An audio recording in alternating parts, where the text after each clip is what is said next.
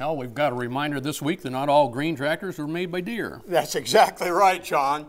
Oliver made many fine machines. We met a young collector from western Missouri who has a real passion for them. And while this Oliver 1655 may be old and in need of repair, this young man knows the importance of history and tradition. It's that tradition that's helped him build a very special relationship.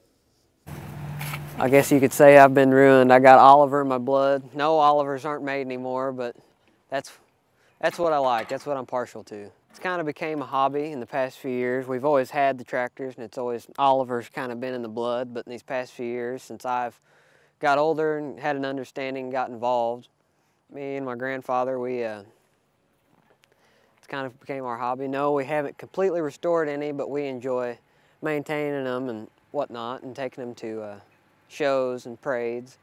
The paint and everything on here would have to be completely sandblasted off and everything redone, painted 3 or 4 times, clear coats, and a lot of work. I like Olivers because in the 70s and 80s, my grandfather farmed with Olivers, and we have one that he's had ever since that time, and just it's what I've been raised on. We got it from my great uncle. He lives at Lake of the Ozarks. We got it in about mid-May of last year. It's 1974 Oliver 1655. It's got a 6-cylinder, 265-inch gas Waukesha engine. This tractor's kind of unique because it only has 1,900 original hours on it. My biggest source of knowledge is my grandpa, and he's my best friend, and this is what we do. We work well together, have a great understanding for each other, and we just share a mutual bond. Well, I have to come out every day after school to tend to livestock, and I mean, yeah, school activities can make you busy, but you never give up time for your family. I plan on continuing forever. I'll keep these old Olivers running. Don't forget, you can find Tractor Tales online at usfarmreport.com or on Facebook. The segments can also be downloaded as podcasts from iTunes. Today's Country Church Salute goes to the United Methodist Church of Castleford, Idaho. Located in Idaho's Magic Valley, Castleford United Methodist is celebrating 100 years of ministry.